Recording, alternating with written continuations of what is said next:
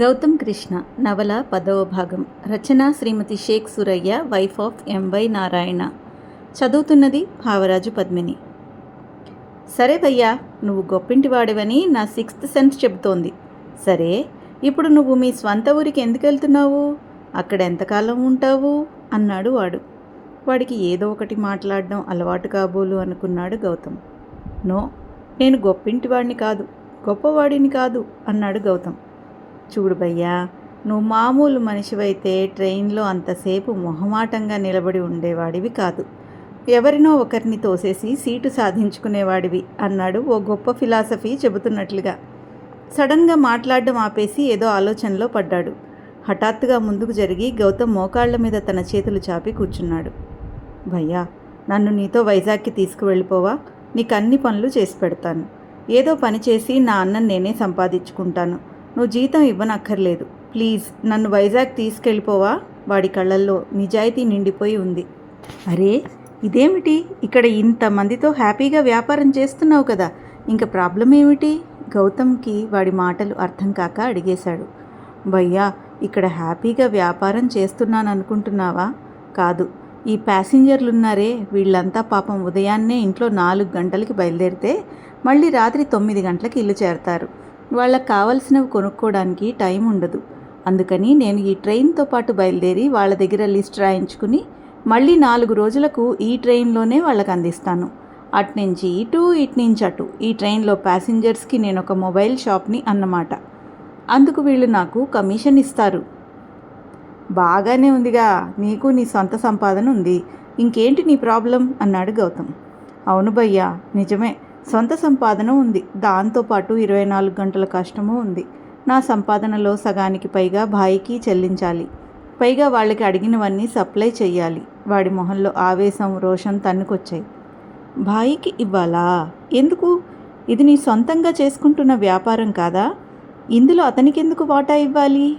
పైకి అలా అన్నా తమలాంటి పెద్ద పెద్ద వ్యాపారులు సైతం భాయి లాంటి అండర్వరల్డ్ దాన్లకి మామూలు చెల్లించటం గుర్తుకొచ్చింది గౌతమ్కి. భయ్యా, భాయికి డబ్బులు కట్టకపోతే ఈ ట్రైన్లో నన్ను ఎక్కనివ్వరు. వాళ్ళకి ఎదురు తిరిగితే ఇక్కడే కాదు, ఎక్కడా పని చేసుకొనివ్వరు. అసలు ఎవరు పని కూడా ఇవ్వరు తెలుసా? భయ్యా, నిన్ను చూస్తుంటే నా సొంత అన్నయ్యని చూస్తున్నట్టుగా ఉంది.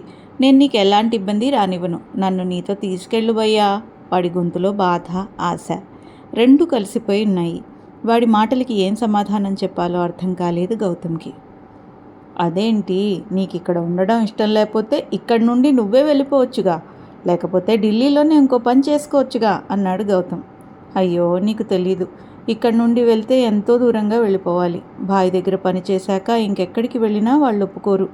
వాళ్ళ గురించి ఎవరికైనా చెబుతామని వాళ్ళ అనుమానం. భయ్యా, నువ్వెప్పుడూ ఈ ట్రైన్ ఎక్కలేదన్నావు కదా, అందుకని నీతో వస్తానన్నాను. ఇక్కడ ఈ ట్రైన్లో వాళ్ళందరూ భాయి మనుషులకి తెలుసు, నువ్వు వాళ్ళకి తెలీదు. నిన్ను వాళ్ళు గుర్తుపట్టరు, నన్ను పట్టుకోలేరు. పైగా నువ్వు వైజాగ్కి వెళ్తున్నావు కదా, మా ఊరు కూడా వైజాగే. నన్ను నీతో రాని భయ్యా. వాడు బతిమాలుతుంటే గౌతమ్ మనసు బాధతో మెలితిరిగిపోయింది. ఏమిటి ఈ సమాజం? మనిషికి ఎక్కడుంది సంతోషం, ఎక్కడుంది భద్రత? సామాన్య ప్రజలే డబ్బున్న వాళ్ళకంటే సంతోషంగా ఉన్నారని తను క్షణం క్రితం వరకు అనుకున్నాడు. మరుక్షణంలోనే తన ఆలోచనలు తప్పు అనిపిస్తున్నాయి. చివరికి చిన్నపిల్లలు సైతం క్షణం క్షణం భయపడుతూ నరకం అనుభవిస్తున్నారు. వ్యాపారం పేరుతో మనిషికి మధ్య ఎన్నో అన్యాయాలు జరిగిపోతున్నాయి. డబ్బు సంపాదించటం ప్రతి మనిషికి జీవనాధారమే. కానీ ఇంకా అందరికంటే ఎక్కువ సంపాదించడం కోసం మనిషి చేసే అన్యాయాలు, అక్రమాలు సమాజాన్ని నేరం వైపు నడిపిస్తున్నాయన్న కృష్ణ మాటలు నిజం అనిపించింది గౌతమ్కి. అప్రయత్నంగానే ఆ కుర్రాడి చేయి తన చేతిలోకి తీసుకున్నాడు గౌతమ్. అలాగే, నువ్విక నుండి నాతోనే ఉంటావు, సరేనా? మరి నీ సామాన్లు, సరంజామా అంతా ఎలా అన్న గౌతమ్ చేతిని గట్టిగా ముద్దు పెట్టుకున్నాడు. భయ్యా, ఇదిగో, ఇదే నా ఫర్నిచరు, నా సరంజామా, ఇదే బీరువా, ఇదే నా లాకరు, అన్నీ బ్యాగ్లోనే ఉంటాయి. వాడి ముఖంలో సంతోషం చూసి గౌతమ్కి కూడా మనసులో ఏదో తెలియని ఆనందం కలిగింది. ఓకే, ఇక నుండి నువ్వెప్పుడూ బాధపడకూడదు, భయపడకూడదు, సరేనా? ఇప్పుడు చెప్పు, నీ పేరేంటి అన్నాడు గౌతమ్. రాణా ప్రతాప్ సింగ్, అందరూ రాణా అని పిలుస్తారు. వాడు చెప్తుంటే మీసం తిప్పుతున్నట్లే ఉంది. నవ్వుతూ వాడి తల మీద చిన్నగా ముట్టాడు గౌతమ్. బాగుంది, మంచి పేరు అన్నాడు నవ్వుతూ. చీకటి పడింది. ట్రైన్ తన వేగం పెంచింది. భయ్యా, మా నాన్నది కిరాణా కుట్టు వ్యాపారం. వైజాగ్లో సత్యనారాయణపురంలో మాకు చిన్న ఇల్లుండేది. అమ్మ ట్యూషన్ చెప్పేది. నన్ను బాగా చదివించాలని, పెద్ద ఆఫీసర్ని చెయ్యాలని అమ్మ నాన్న ఇద్దరూ ఎంతో కలలు కనేవారు. నాన్న ఫ్రెండ్స్ జాయింట్గా చీటీల వ్యాపారం చేద్దామని నాన్నని బాగా ఒత్తిడి చేయడంతో పొలం అమ్మి ఆ డబ్బు పెట్టుబడిగా పెట్టాడు.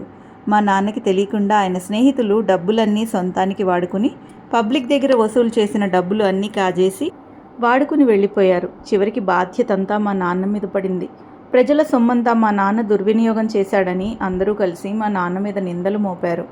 అమ్మ నాన్న ఇల్లమ్మేసి డబ్బు కట్టేద్దామని చూస్తే ఆ డబ్బు తమ వాటా కింద వస్తుందని నాన్న పార్ట్నర్స్ ఆ డబ్బు మొత్తం తీసేసుకున్నారు. చీటీలు కట్టిన వాళ్ళందరూ నాన్న మోసం చేశాడని నాన్న మీద కేసు పెట్టారు. ఆయన స్నేహితులు డబ్బు మొత్తం తీసుకుని కూడా నాన్న మీద అబద్ధం చెప్పారు. నాన్న వాళ్ళని కూడా మోసం చేశాడని సాక్ష్యం చెప్పారు. ఎంతో గౌరవంగా బ్రతికిన నాన్న ఆస్తులు మొత్తం అమ్మినా కూడా చీటీదారులకి డబ్బు చెల్లించలేకపోయానని, నమ్మిన స్నేహితులే మోసం చేయటం తట్టుకోలేకపోతున్నానని ఉత్తరం రాసిపెట్టి అమ్మ నాన్న ఇద్దరూ ఆత్మహత్య చేసుకున్నారు. నన్ను మోసగాడి కొడుకు అని, నేను మోసగాడినే అవుతానని మా బంధువులెవరూ దగ్గరికి రానిలేదు. ఇంకక్కడ ఉండలేక ఇక్కడికి ట్రైన్ ఎక్కి వచ్చేశాను. ఇక్కడ అనాథలకి ఒకే ఒక దిక్కు కరీంభాయి మాత్రమే. ఒక్కసారి కరీంభాయి చేతిలో చిక్కాక ఇంక మాకు వేరే లోకం ఉండదు. అందుకే మనసు చంపుకుని బతుకుతున్నాను. ఏ రోజుకైనా బాగా డబ్బు సంపాదించి ఆ అప్పుల వాళ్ళందరికీ వాళ్ళ డబ్బు ఇచ్చేసి, మా నాన్న వాళ్ళని మోసం చేయలేదు, మా నాన్న నిజాయితీపరుడు అని నిరూపించాలని ఇక్కడికి వచ్చాను. కానీ ఇక్కడ డబ్బు ఎంత సంపాదించినా అది మొత్తం భాయికే ఇవ్వాల్సి వస్తుంది. అందుకే ఇంకా ఈ కరీంభాయి నుండి తప్పించుకోవాలని అవకాశం కోసం ఎదురు చూస్తున్నాను. రోజు ట్రైన్లో ఎవరైనా తెలుగు వాళ్ళు కనపడతారేమో, నాకేదైనా పనిపిస్తారేమో అని చూస్తూ ఉంటాను. ఇవాళ నిన్ను చూస్తే నాకు నువ్వే సహాయం చేయగలవు అనిపించింది. మాట్లాడుతూనే నిద్రలోకి జారిపోయాడు రాణా. ఢిల్లీ చేరుకున్న కృష్ణకి భారతీదేవి ఇల్లు కనుక్కోవడం పెద్ద కష్టంగా అనిపించలేదు. అంత పెద్ద రాజభవనం లాంటి ఇంటి ముందు అందంగా మెరిసిపోతున్న అక్షరాలు భరద్వాజ మ్యాన్షన్ చూస్తూనే మనసులో అప్పటికప్పుడు నిర్ణయం చేసుకున్నాడు కృష్ణ. అంతకు పదింతలు పెద్ద బంగ్లా తన సొంతం కావాలని. సెక్యూరిటీ దగ్గరికి వెళ్ళి తను వచ్చిన విషయం చెప్పి కుముద ఇచ్చిన ఉత్తరం అతనికి అందించాడు. 10 నిమిషాల తర్వాత తిరిగి వచ్చిన సెక్యూరిటీ గార్డు కృష్ణని ఇంట్లోకి తీసుకుని వెళ్ళాడు. భారతీదేవిని చూసిన కృష్ణకి ఈమె భారతీదేవేనా అన్న అనుమానం వచ్చింది. తను ఊహించుకున్నట్లుగా ఒంటి నిండా నగలతో పట్టుచీరతో హడావిడిగా లేదామె. చాలా సింపుల్గా ఉన్న ఆవిడిని చూస్తూనే అప్రయత్నంగానే నమస్కారం అమ్మా అన్నాడు కృష్ణ 2 చేతులు జోడించి. రా బాబు, అవును నీ పేరు కృష్ణ కదూ, రా కూర్చో. ఆమె గొంతులో తన పుట్టింటి వారిని చూసినంత ఆనందం కనపడుతోంది. చెప్పు బాబు. కుముద చెప్పింది అంటే అది తప్పకుండా చేయాల్సిందే అంది నవ్వుతూ. ఓకే, ముందు నువ్వు భోజనం చెయ్యి అంటూ బలవంతం చేసిన భారతీదేవి మాటలను ఎంతో వినయంగా తిరస్కరించాడు కృష్ణ. అతి వినయం నటిస్తూ, లేదమ్మా, నేను తినే వచ్చాను, మీకు కనబడి వెళ్దామని వచ్చాను, మీరు ఎప్పుడు రమ్మంటే అప్పుడు వస్తాను లేచి నిలబడుతూ అన్నాడు కృష్ణ. నీకేదైనా ఉద్యోగం చూసి పెట్టమని ఉత్తరంలో రాసింది కుముద. మరి వైజాగ్లో నీకు ఉద్యోగం దొరకలేదా అన్నది భారతీదేవి. ఏం మాట్లాడాలో ఎలా మాట్లాడాలో ఇంటర్వ్యూకి ప్రిపేర్ అయినట్లుగా ముందే సమాధానాలు సిద్ధంగా పెట్టుకున్నాడు కృష్ణ. అమ్మా, మీరన్నది నిజమే. ఉన్న ఊర్లో ఎంత కష్టపడి పనిచేసినా ఒక్క రూపాయి కూడా దాచిపెట్టలేకపోతున్నాను. ఒకప్పుడు బాగా బతికిన వాళ్ళం, ఎంత కష్టపడ్డా ఎదుగు బదుగు లేని జీతం. నేను ఎవరిని అప్పు కూడా అడగలేను. డబ్బు లేకుండా ఏ వ్యాపారమూ చేయలేను. నేను నా తల్లిని పోషించుకోవాలి, నా చెల్లికి పెళ్లి చేయాలి. ఇక్కడైతే 4 రకాల పని చేసి అయినా డబ్బు సంపాదించి 4 రాళ్ళు వెనకేసుకోవాలి. ఇక్కడ కూలీ నాలి చేసినా ఎవరూ పట్టించుకోరు. ఉన్న ఊళ్ళో ఏ పని చేయలేకపోతున్నాను. ఇక్కడ ఎవరైనా ఏమైనా అనుకుంటారన్న భయం ఉండదు, మొహమాటం ఉండదు. కుముద నేను చిన్నప్పటి నుండి కలిసి చదువుకున్నాం. నా పరిస్థితి అర్థం చేసుకుని నన్ను ఇక్కడికి పంపించింది. తన మాట మీద నమ్మకంతోనే ఇక్కడి దాకా వచ్చాను. నాకు కార్ డ్రైవింగ్ కూడా తెలుసు. దయించి మీరు నాకేదైనా ఉద్యోగం వేయిస్తే జన్మజన్మలకి మీకు రుణపడి ఉంటాను అన్నాడు కృష్ణ మరింత వినయంగా. అతని గొంతులో పలుకుతున్న ఆవేదన ఆమెను ఎంతగానో కదిలిచ్చింది. అలా కృష్ణ తన అసమాన నటనతో కుముదని పావుగా వాడుకుని భారతీదేవిని నమ్మించగలిగాడు. వైజాగ్ అనంగానే, వైజాగ్ నుండి అనంగానే తన స్వంత మనిషిగా భావించిన భారతీదేవి కృష్ణకు సహాయం చేయడం విషయంలో అస్సలు ఆలోచించలేదు. మొట్టమొదటిసారి కృష్ణ ఉద్యోగం గురించి భరద్వాజ్తో మాట్లాడింది. భారతీదేవి రికమెండ్ చేసిన మనిషి అంటే ఖచ్చితంగా నిజాయితీపరుడై ఉంటాడని, నమ్మకస్తుడని భావించే భరద్వాజ అతన్ని తన పర్సనల్ కారు డ్రైవర్గా ఉండమన్నాడు. కృష్ణకి తను అనుకున్న దానికంటే సులభంగానే గమ్యం చేరుకోగలననే నమ్మకం కుదిరింది. అలా కాలం మొదలుపెట్టిన చదరంగపు ఆటలో అటుపావులు ఇటు ఇటుపావులు అటు కదులుతున్నాయి. ఇక్కడ వైజాగ్లోని కృష్ణ ఇంటికి గౌతమ్, అక్కడ ఢిల్లీలోని గౌతమ్ ఇంటికి కృష్ణ ఇద్దరూ చేరిపోయారు. ఇప్పుడు అసలు ఆట మొదలైంది. ఇక ఎవరు కాయిన్గా చేరిపోయారో, ఎవరు స్ట్రైకర్గా మారబోతున్నారో, ఇద్దరిలో ఎవరు విన్నర్గా నిలబడతారో, ఈ జీవిత చదరంగంలో ఎవరు తెలుపు, ఎవరు నలుపు, ఎవరిది గెలుపు అన్నది కాలమే నిర్ణయించాలి. ఆటో ఓ పాత పెంకుటింటి ముందు ఆగింది. ఆటో దిగుతూనే ఏదో తెలియని ఉద్విగ్నతకు లోనయ్యాడు గౌతమ్. తను పుట్టిన ఇల్లు అది. చిన్నప్పుడు తాను అమ్మ ఒడిలో ఆడిపాడిన తన బృందావనం అది. ఒళ్ళంతా ఏదో తెలియని పులకింత. కళ్ళు పెద్దవి చేసి చూస్తున్నాడు గౌతమ్. ఇల్లు చాలా పాతది, కానీ ఎవరో రోజు శుభ్రం చేస్తున్నట్లుగా ఉంది. గౌతమ్ గేటు తీసుకుని లోపలికి అడుగు పెడుతుంటే, రండి బాబు అంటూ ఎదురు వచ్చాడు రఘురామయ్య. సన్నగా పొడుగ్గా ఉన్నాడు. ఆయనకు 60 సంవత్సరాల వయసు ఉంటుందేమో.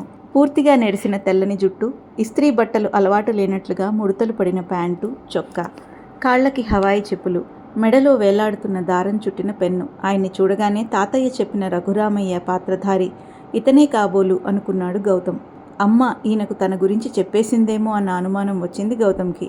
కానీ అంతలోనే అందుకున్న రఘురామయ్య, భారతమ్మగారు చెప్పారు బాబు, మీరు వాళ్ళ ఆఫీసులో పనిచేస్తున్నారంట కదా, ఏదో యూనివర్సిటీ రీసెర్చ్ పని మీద వస్తున్నారని, ఇల్లు అప్పచెప్పమని రాత్రి ఫోన్ చేశారయ్యా. అందుకే ఇల్లు కడిగించి అన్నీ రెడీ చేసి ఉంచాను అంటూ ఇంట్లోకి తీసుకెళ్లాడు. గౌతమ్కి అడుగడుగునా తన చిన్ననాటి జ్ఞాపకాలు. మనసంతా ఏదో తెలియని ఆనందం. ఇల్లంతా చిన్న పిల్లాడిలాగా గిర్రును తిరగాలనిపిస్తోంది గౌతమ్కి. అడుగడుగున మనసంతా ఏదో తెలియని ఆనందం. గౌతమ్ ఇలా ఆలోచనల్లో ఉండగానే రాణా ఇల్లు మొత్తం తిరిగి వచ్చేశాడు. ఇల్లు చాలా బాగుంది భయ్యా అంటూ హడావిడి చేస్తున్న రాణాని చూస్తుంటే తెలియకుండానే వాడి మీద ప్రేమ పొంగుకొచ్చింది. తనకు తమ్ముడు ఉంటే ఇంతే ఉండేవాడేమో అనిపించింది. భగవంతుడు రాణాని ఎందుకు జత చేశాడో గాని వాడిని చూస్తుంటే మనసుకు ప్రశాంతంగా అనిపించింది. మీరు ఇంట్లోకి వెళ్ళి స్నానాలవి కానివ్వండి, నేను ఈ రోజుకి భోజనం పట్టుకొస్తాను. ఈ పాటికి మా ఆడోళ్ళు వంట అది రెడీ చేసి ఉంటారులేండి అంటూ సైకిల్ స్టార్ట్ చేసుకుని వెళ్తున్న రఘురామయ్యని చూస్తూ అమ్మ అతన్ని ఎందుకు నమ్మిందో అర్థమైంది గౌతమ్కి. గౌతమ్ కృష్ణ నవల తరువాయి భాగం వినాలంటే మా ఛానల్కు సబ్స్క్రైబ్ చేసుకోండి.